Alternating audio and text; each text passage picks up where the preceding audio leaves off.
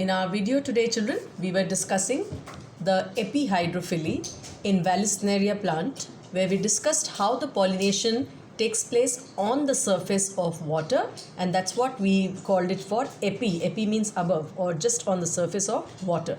So, coming to another example, for example, Zostera and Ceratophyllum.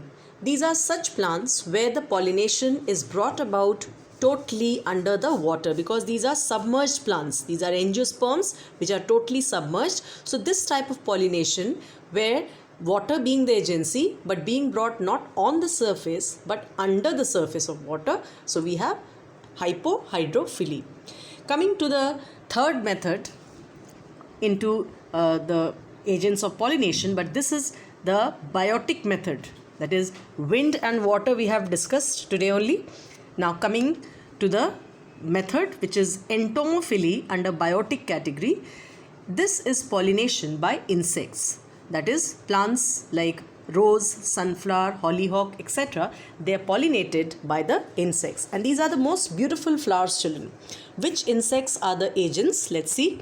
They are wasps, moth, beetles, bees, butterflies, ants, flies, etc. Now looking up to these, the most commonly ones that are there, these are the bees. And whatever can be imagined to make the flower very attractive. Now you can imagine, children, the flowers, they are large, conspicuous, brightly colored, good amount of nectar production. Then pollens, they are covered by pollen kit, the same yellow sticky substance which helps them to stick to the insect body, right? Now, most of the nocturnal flowers are insect pollinated. That is, mostly nocturnal means the ones that are going to be pollinated at night, right? They give out sweet smell to attract the insects. Nectar is like a treat to the insect to bring about the pollination, right? In the search for nectar, they come and visit the flowers. Then, pollen being rough and sticky, then in many cases they are edible. In certain petals of flowers, there are guidelines or guiding lines for the insect to the nectar glands. These are called as honey guides or nectar guides. Example, Viola. Certain plants or flowers which are inconspicuous, like bougainvillea, we have seen it so many times and we have done in our lab also. Now the bracts are brightly colored. Bracts means the additional leaves which become colored, the pink colored. Why? Because the flower is very small and white in color and very inconspicuous. Another example, euphorbia, is just because again the flowers are inconspicuous. So this is the deep red color. Continuing further with the insect pollination, or the characteristics of insect pollinated flowers. The flowers, they are condensed when they are inconspicuous. The same you can imagine in sunflower, right? Now here they are just because they should be together and attract the insect. The insect pollinated flowers usually blossom when the particular insect is active, and most of them, they are a platform for the landing of insect, right? And sometimes they have structural peculiarities also to get pollinated by a particular type of insect. Now, we are going to discuss, children, some 4 examples of very specialized flowers. First is salvia, second will be calotropis, third will be yucca, and fourth will be ficus. So they are like very typical and interesting plants with flowers which are really unique. Let us see why. Try to see this diagram. This is from your textbook only. This is the flower of salvia. Yes, it is pollinated by an insect. You can see it is here. Now what happens? What is so very special about this? First thing, in this flower, you can see the calyx, this green structure, as well as the corolla, that they are bilabiate, or they have 2 lips or some tubular structure which ends up into 2 lips. The lower lip, that is this one, this acts like a platform. If you see this carefully, this is acting like a platform to the bee that is coming to visit and sit over here. Then what is the role of this upper lid? This upper lid is forming a hood-like structure to protect the delicate internal parts of flower, like the reproductive parts. Then coming to stamens, each stamen has a short filament and a very long connective, which you can see like this, right? And the connective has two unequal arms. The longer one, that is this one, bears the fertile lobe. Read this, fertile anther lobe. Whereas the shorter one bears the sterile. Sterile means unproductive anther lobe. So though this is just present, but the main work of pollen production will be done by the fertile lobe. Now imagine the platform serves as a visiting ground. The insect is coming and sitting over here, right? And what is done further is that the bee will be pushing the proboscis by the lever mechanism, right? And this will be pushed into the corolla tube, and this at the same time the upper hood will be depositing, that is this fertile lobe of anther will be depositing the pollen grains on the bee's body. It will be dusted, and this is how it will fly away and pollination would be brought out. So this is salvia, children. As I told you, this is called as lever mechanism of flower arrangement for the production or for the necessary pollination activities, right? So this is what very special and unique thing into salvia. Coming to another example, Calotropis. For this you'll have to look into a diagram, though this is not given here, but you can see this and understand. Before we understand pollination in Calotropis, children, there are two terms to introduce. First, gynostegium. What is gynostegium? It is, especially in Calotropis, which is pollinated by insects, that all anthers, they fuse with the stigma to form gynostegium, right? Now what happens? In Calotropis, gynostegium is formed as a product of fusion of anthers, all anthers, the male bearing gametes, male structure bearing gametes with the stigma. The pollen grains of each half of anther, suppose this is the anther lobe having 4 pollen sac. Now what happens? The two pollen sac of each side or each lobe, they will be adhering to each other or fusing into each other into sac like pollinium. You can see a pollinium formed, and the two would be joined by a structure called translator.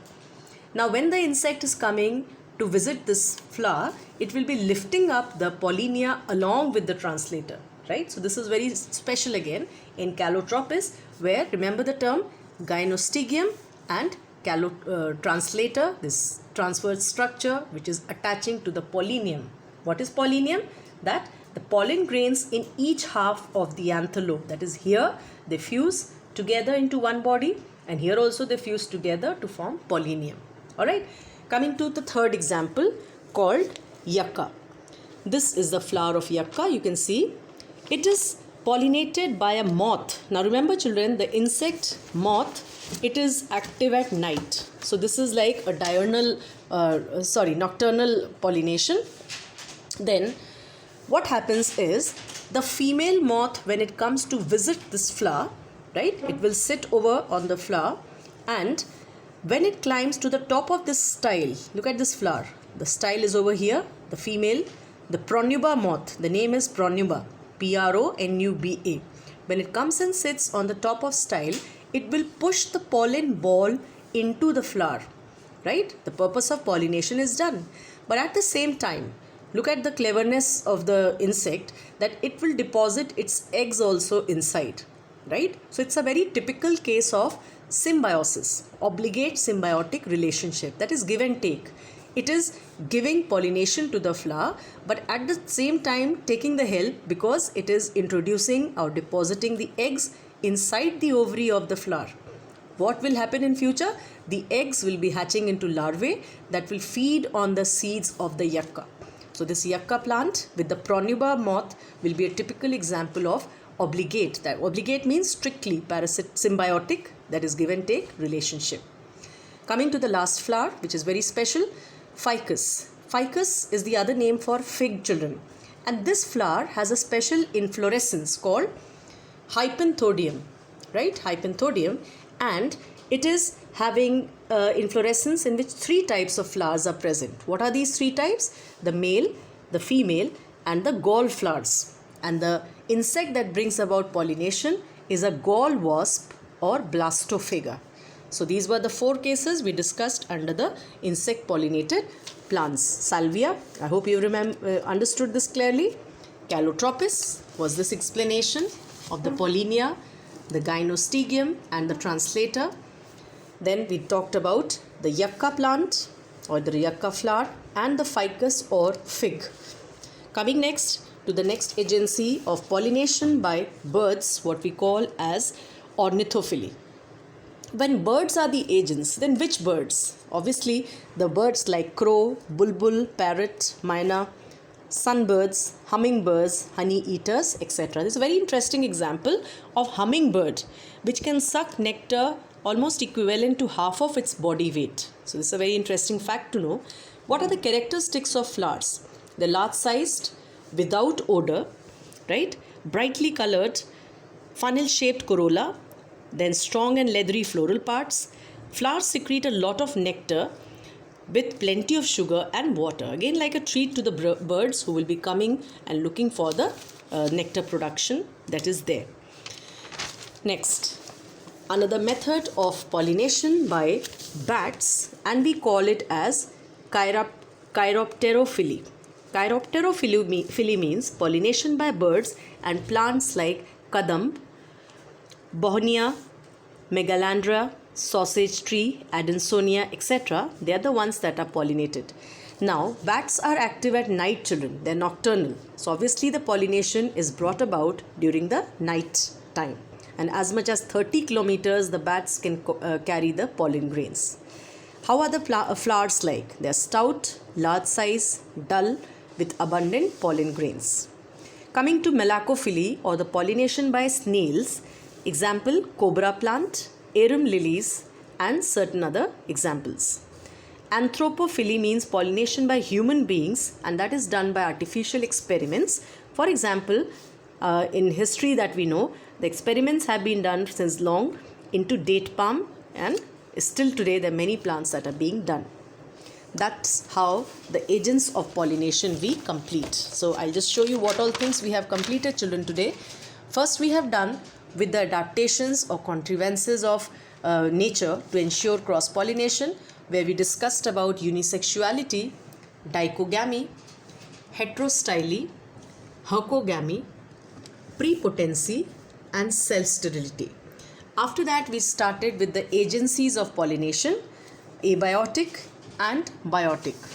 Under abiotic, we have understood anemophily, that is pollination by wind, then hydrophily, that is epi and hypohydrophily, entomophily, ornithophyly, that is by birds, chiropterophyly means by bats, melacophyly by snail, and anthropophyly by the humans. So this is what we have seen, all the characteristics of the flowers that are pollinated. Coming next to our topic called as outbreeding devices. Outbreeding devices means methods or means to prevent inbreeding or self-pollination. What are the three categories? First is prevention of autogamy. Now, two situations that we can imagine. First is that the maturity of anther and stigma may be at different time. They may not occur, the maturity or the release cannot be at the same time. And the second is that they may be positioned at different levels, right? So that prevents self-pollination, and what is only possible is the cross. Self-incompatibility that we have already discussed. This is also called as self-sterility or intraspecific sterility. Now what happens here, that pollen of the same flower, they cannot pollinate or they cannot fertilize the same ovules of its flower, right? But the other flower, the other pollen will be bringing out easily. And production of unisexual flowers. This is also one method where the outbreeding devices can be favored or inbreeding can be stopped. Coming next to very important topic is pollen pistil interaction. Suppose this is the pistil, the stigma, style, and the ovary, and hundreds of pollen may come and land over here. Suppose this is a guava. Suppose this is a guava carpel, the female part, and a number of pollen may have come by wind or by insect. Now how is it, or really what happens, that only a guava pollen will go on a guava pistil? Why should a mango not grow or a rose not grow? What really happens is the main thing to study under pollen pistil interaction. The events from pollen deposition on stigma, pollen germination, and the entry of pollen tube into the ovule, they are called pollen pistil interaction. right? So there are two types. Compatible means the right type, that is guava. On guava should grow further. And incompatible means the wrong type, which will not be grown for any reason. Like mango will not grow on guava, and so on. So what are the two things that happen in this scenario? First, compatibility is determined by special proteins, number one. And second, that compatible pollen grains here, they will absorb water and nutrients that are released by the stigma. So three things, remember children: special proteins that help to identify the similar species, and water and nutrients that are absorbed by the stigma, through the stigma by the pollen. Then coming to artificial hybridization. Whenever we have artificial, obviously it's a man-made activity. So this is specially done as a technique, children, to let's say improve the crop production, or let's say to improve the plant variety, to produce a superior variety, and this is more of commercial value, right? So how is it done? It is done by two methods: emasculation and bagging. Look at this flower. Suppose this is a complete flower. Suppose there was male also and there was female also present into bisexual flower. Now what is done? E means to remove, and masculine part, that is the male part of the flower, is removed, right? So into this process, the anthers and stamen from the bisexual flower, they are removed before the dehiscence, that is before the splitting of anther, right? So look at this flower, the anthers have been removed, and this is only the stigma, style and the ovary that can be seen intact, right? Such a plant or such a process will be called as emasculation, right? And such a flower will be called as emasculated flower. What is the next step? Suppose we want this flower to be pollinated by our wish, not by any insect who is bringing the pollen. So the next step is bagging. The flower from which the male part has been removed will be not let loose into the air, but it will be surrounded or packed up into a butter paper bag. Why? So that the prevention of pollen from any source could be made, and whatever pollen is to be sprinkled would be of our choice. So this tying up of bag around the flower is called as bagging. Alright, coming to certain facts for today, with what we'll stop, it will be: first, there are two plants, water lily and lotus. Yes, they are very much aquatic, but still there is pollination that is brought strictly by air or insects, right? Then this I have already introduced in insect pollination, Gynostegium. The plant was Calotropis. How we introduced about the fusion of all anthers with the stigma to form Gynostegium, and how the pollens of each lobe, they were becoming one structure and getting connected to each other. What is that structure called? Pollinium, and the connection between the two called translator, and the whole thing is being picked up by the insect. Alright, so that was Calotropis. Then pollen grain, yes, yucca flower, we have already seen how it is pollinated by the Pronuba moth, obligate symbiotic relationship. I hope you understood what we did over here. The same thing I penned down so that you remember. And then ficus, the fig plant, the flower which is pollinated by a gall wasp called Blastophaga. Please make these terms, children, before you forget. Keep revising them into a note, right? The insect lays the eggs in the bottom. The larvae feed on the ovules of the gall flowers, and when the young insects, they crawl out of the inflorescence, also called hypanthoddium, their bodies are laden with lots of pollen grains, and this is how they help in pollination. And already I have told you, a hummingbird which can suck nectar equivalent to half of its body. So this is all that I had to teach for today, children, starting from the adaptations or contrivances to ensure cross-pollination, which we have completed, all 6 types, and also with the agencies of pollination of various headings, abiotic as well as biotic, and with the outbreeding devices, that is the methods or means to prevent inbreeding, and also what we have done today as the artificial hybridization with the terms which are important like emasculation, bagging, and also we have studied Gynostegium, Pollinium, then plants which are very special in the activities for pollination like Calotropis, Yucca, Ficus and Salvia. So with that I'll be stopping today, and tomorrow we'll be starting with the topic on fertilization. So there are some 3 to 4 topics still left in this lesson. After that, we'll be at this verge of completion after around 3 more classes. So keep revising, children, tabulate these things, and if any problem, please feel free to ask me any queries that you have. Thank you.